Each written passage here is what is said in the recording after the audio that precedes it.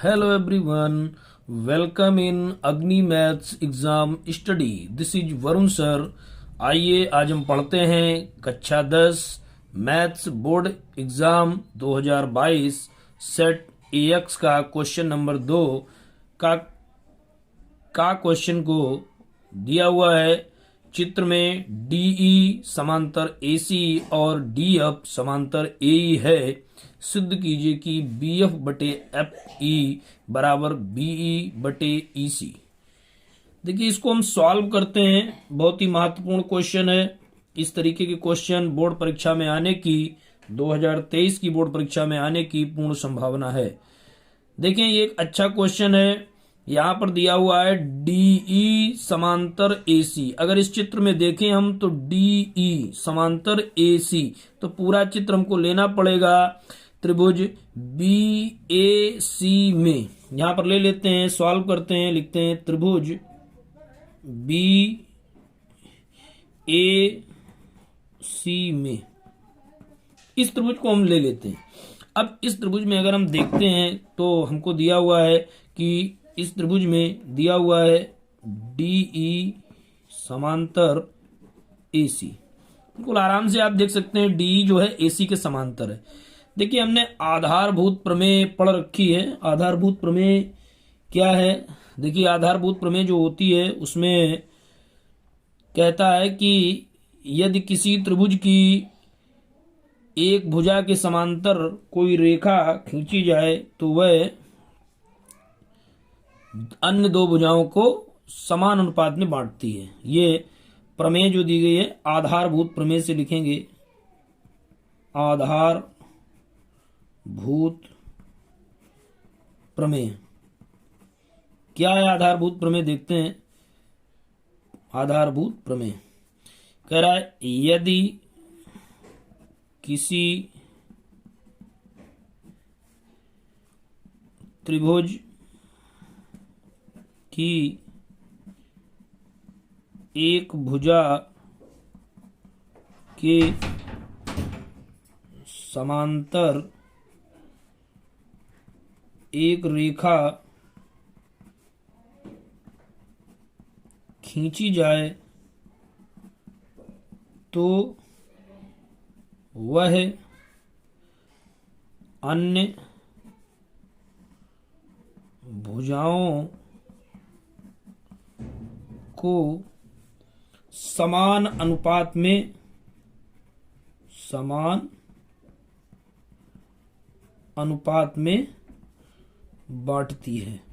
बांटती ये थ्योरम है, पूरी मैंने लिख दी। इस बेस से क्या हो जाएगा आप देखेंगे DE, तो DE ये रहा आपका और समांतर है AC के, तो ये समान अनुपात में बांटेगा। मतलब इसका ये रेशियो और इसका ये अनुपात बुझाऊं तो हो जाएगा BE बटा EC। क्योंकि ये DE है ना, तो हम यहां लिखेंगे BE बटे EC बराबर हो जाएगा। इधर ऊपर ले लेते हैं BD बटा DA। ये हमने समान अनुपात में बांट दिया। इसको डाल देते हैं इक्वेशन नंबर 1। ठीक है ना। अब इसी क्रम में हम ले लेते हैं दोबारा दूसरे त्रिभुज में जो दिया गया है हमको DF समांतर AE। अब DF हम देखें कहां पर, DF ये रहा और AE ये रहा। तो अब ये पीछे वाला त्रिभुज नहीं लेना है हमको इतना, अब केवल इतना हमको लेना है। कौन सा? BAE। यहां पर लिखेंगे त्रिभुज BAE में। इस त्रिभुज में हमें देखना है ये दो समांतर भुजाएं हैं जो हमने ये प्रमेय लगाई है। पुनः इसमें लिख देंगे और इसमें लिखा हुआ है क्या? DF है, सॉरी DF समांतर है AE। ले लिया हमने DF समांतर AE। अब देखिए इसमें भी लिख देते हैं आधारभूत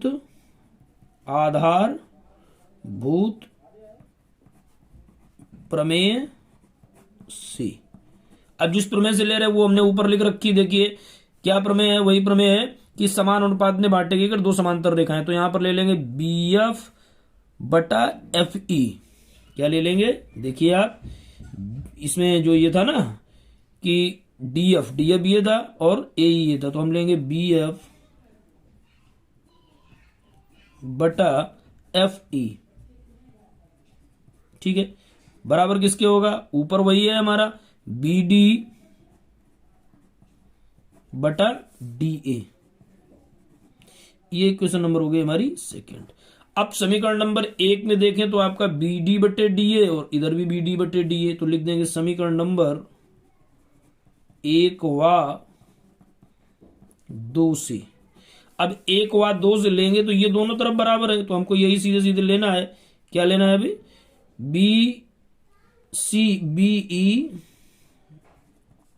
बटा ई सी बराबर समीकरण नंबर 2 में देखेंगे तो क्या है, बी एफ बटे एफ ई।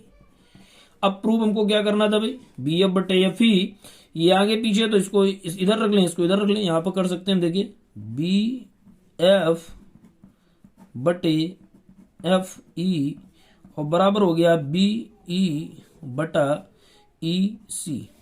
तो ये आपको प्रूव करना था, जो मैंने प्रूव कर दिया है। तो इस तरीके से क्वेश्चन नंबर फर्स्ट का, क्वेश्चन नंबर दूसरे के का महत्वपूर्ण पार्ट आपके सामने सॉल्व हो चुका है। और आगे देखते हैं इसी क्रम में दूसरे के खा नंबर को हम देखिए समझने का प्रयास करते हैं। अच्छा क्वेश्चन है, देखिए भाई दिया हुआ है हमको, यदि साइन ए माइनस बी बराबर 1/2 और कास ए प्लस बी बराबर 1/2, जहां a plus b is greater than 0 और लेस देन 90, ये कंडीशन दी है, और ए इज ग्रेटर देन बी, तो ए और बी ज्ञात कीजिए।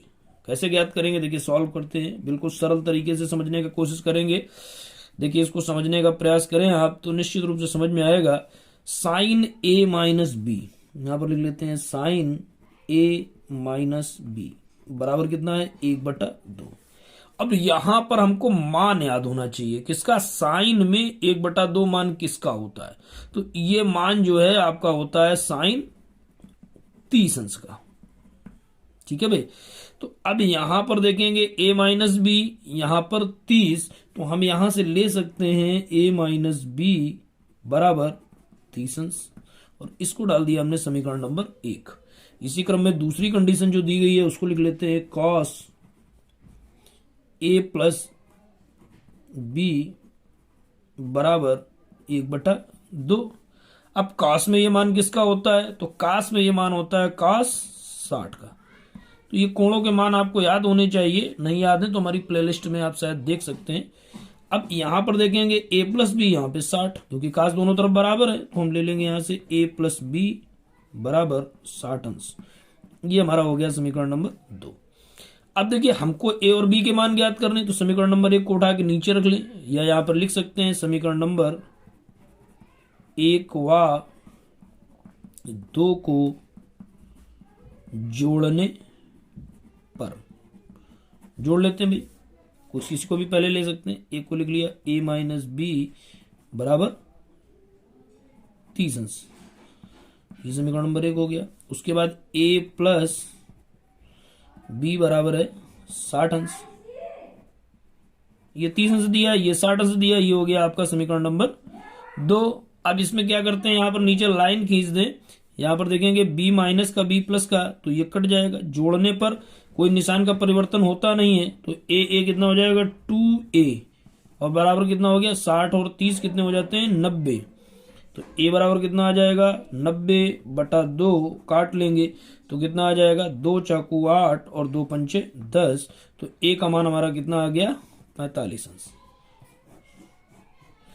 इसी क्रम में इधर देख लेते हैं b का मान, यहां पर लिख लेते हैं a का मान समीकरण नंबर 2 में रखने पर, a का मान समीकरण नंबर 2 में, देखिए 2 में रख देते हैं भाई। 2 ये रहा हमारा a प्लस बी है ना, a प्लस बी बराबर 45 अंश, तो a की जगह क्या रखेंगे, a प्लस बी बराबर है हमारा 60 अंश। इस समीकरण नंबर 2 में देखेंगे तो a प्लस बी बराबर 60 है, तो a की जगह रखना है हमको 45 अंश प्लस b बराबर 60 अंश, तो b बराबर हमारा कितना आ जाएगा 60 माइनस 45, तो b का मान हमारा आ गया 15 अंश। तो इस तरीके से हमने ये b का मान निकाल लिया। तो ए और बी दोनों में ज्ञात करने थे, जो हमने ज्ञात कर लिए हैं। और देखें आगे चलते हैं, क्वेश्चन नंबर देखते हैं दूसरे के गा नंबर को। देखें सभी लोग, ये रहा आपका। देखिए क्या दिया हुआ है, कह रहा है कि एक शंक्वाकार बाल्टी के दोनों वृत्तीय सिरों की त्रिज्याएं 28 सेंटीमीटर और 7 सेंटीमीटर है। यदि बाल्टी की ऊंचाई 45 सेंटीमीटर है तो बाल्टी की धारिता ज्ञात कीजिए। देखिए बहुत ही महत्वपूर्ण क्वेश्चन है और इस तरीके के क्वेश्चन आने की पूर्ण संभावना है। इसको सॉल्व करते हैं। हमको दिया है शंक्वाकार बाल्टी के दोनों वृत्ताकार सिरों की त्रिज्याएं, तो हम बड़ी त्रिज्या को ले लेते हैं। त्रिज्या, अब त्रिज्या 2 है तो बड़ी त्रिज्या को हम कह देते हैं R1। ये कितनी है, 28 सेंटीमीटर। और छोटी त्रिज्या जो है उसको हम लिख लेते हैं, एक दूसरी और त्रिज्या दी है, इसको लिख लेते हैं R2। ये है 7 सेंटीमीटर। दोनों त्रिज्या हमने लिख ली। अब देखिए आगे और चीज दी गई है, बाल्टी की ऊंचाई। तो ऊंचाई को हम क्या कहेंगे, ऊंचाई को हम कहते हैं h। तो h बराबर हो गया 45 सेंटीमीटर। 45 सेंटीमीटर। अब देखें यहां पर ये जो बाल्टी है ये शंकु के छिन्नक की आकार की है। हमें बाल्टी की धारिता ज्ञात करनी है, तो लिखेंगे बाल्टी की धारिता बराबर शंकु के छिन्नक, शंकु के छिन्नक का आयतन। आप ये ध्यान रखेंगे जब कभी भी किसी बाल्टी का आयतन या किसी का भी धारिता की बात करेंगे तो आपको आयतन निकालना होगा। अब शंकु के छिन्नक का आयतन का सूत्र आपको मालूम होना चाहिए।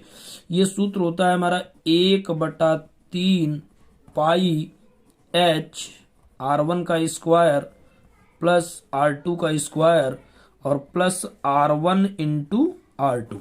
ये शंकु के छिन्नक का आयतन का सूत्र है, जिसको आप देख सकते हैं, याद कर सकते हैं और परीक्षा में आराम से अच्छे अंक ला सकते हैं। 1/3 पाई का मान हमको दिया नहीं है तो क्या रखेंगे 22/7 और h का मान हमारा कितना है 45। उसके बाद देखेंगे R1, तो R1 का मान हमारे पास कितना है, R1 का मान है 28, तो हम लिख देंगे 28 का स्क्वायर प्लस R2 का मान कितना है हमारे पास 7 का स्क्वायर और प्लस है 28 गुणा 7। अब यहां से इसको देख लेते हैं हम। देखिए ऊपर ये हमारा 22 है गुणे 45 और नीचे हमारे पास है 3 गुणा 7। 7 मैंने पहले लिख लिया तो 3 बाद में लिख लेते हैं। अब यहाँ पे 28 का वर्ग करना है। एक्चुअली वर्ग मुझको नहीं अगर याद है तो हम गुणा कर लेते हैं। यहाँ से देखिए ये रफ लाइन मैंने इधर खींच दी और यहाँ पे गुणा कर लेते हैं 28 गुणा 28। देखिए 8 का गुणा 8 अट्ठे 64 के 4 बचा 6, 8 दूनी 16 और 6 होते हैं हमारे 22। 2 का किया तो 2 अट्ठे 16 का 6 और 2 दूना 4 1 5 जोड़ लेते हैं 4 6 2 8 और ये हो गया 5 2 7 784 आ गया 784। फिर 7 का वर्ग 49 जानते हैं हम लोग, इसका गुणा कर सकते हैं 7 अट्ठे 56 का 6 हासिल लगा 5 और 7 दूनी 14 5 19 196 आ गया हमारे पास। इसको देखिए और आगे ले जा सकते हैं 22 गुणा 45 बटा 7 गुणा 3 और इसको अब हम जोड़ लेते हैं भाई। जोड़ते हैं तो क्या हो जाता है 6 और 9 15 और 15 और 4 19 का 9 हासिल लगा 1 और 9 1 10 4 14 14 और 8 हो गए 22। 14 और 8 22 का 2 हासिल लगा 2, तो 2 और 1 हो गया 3 और 7 3 हो गया 10, तो ये हमारे पास आ गया 1029। इसको हम देखें तो 9 2 11 1 12, ये 3 से कट रहा है काट देते हैं, 3 त्रिका 9 बचा हमारे पास कितना 1 3 चकू 12 3 त्रिका 9। अब ये 7 से भी कट रहा है देख लेते हैं, 7 का गुणा अगर करते हैं तो 7 चौक 28 और कितना बच रहा है हमारे पास 7 चौका 28 और बचा 6, 7 नेम 63। अब इनका हमको गुणा करना है एक्चुअली, तो गुणा कर लेते हैं भाई। एक एक का गुणा कर लें, यहाँ पर किसी का भी गुणा कर सकते हैं। देखिए 45 का गुणा इसमें कर लेते हैं हम, तो यहाँ पे 45 देखते हैं ऊपर गुणे 49 कर लेते हैं भाई। 9 का गुणा करते हैं, 9 पना 45 के 5 बचा 4 और नचोक 36 और 4 40। 4 पंचे 20 का 0 बचा 2, 4 चकू 16 और 2 18। ये हो गया हमारे पास। यहाँ पर 5 को जिस तरीके से लिया 0, 8 4 12 का 2 और हासिल लगा 1, तो 1 1 2 हो गया ये। और इसमें गुणा करना हमें 45 का, कर लेते हैं गुणा। 45 का हो चुका, एक्चुअली 22 छूटा है, तो हम गुणा किसका करेंगे 22 का। यहाँ पे 22 का गुणा कर लें भाई, करेंगे 2 पंचे 10 का 0 और ये 0 है तो 10 पूरा लेंगे, 2 दूना 4 और 2 दूना 4। फिर गुणा कर लेते हैं, यही पॉइंट आ जाएगा हमारे पास। 2 पंचे 10 का 10 लेंगे और 2 दूना 4 और 2 दूना 4। जोड़ लेते हैं इसको, 0 1 4 1 5 और 4 4 8 और ये 4। हमारे पास देखें अगर तो आंसर हमको प्राप्त हो चुका है 48,510 सेंटीमीटर क्यूब। सेंटीमीटर क्यूब लिखें या घन सेंटीमीटर।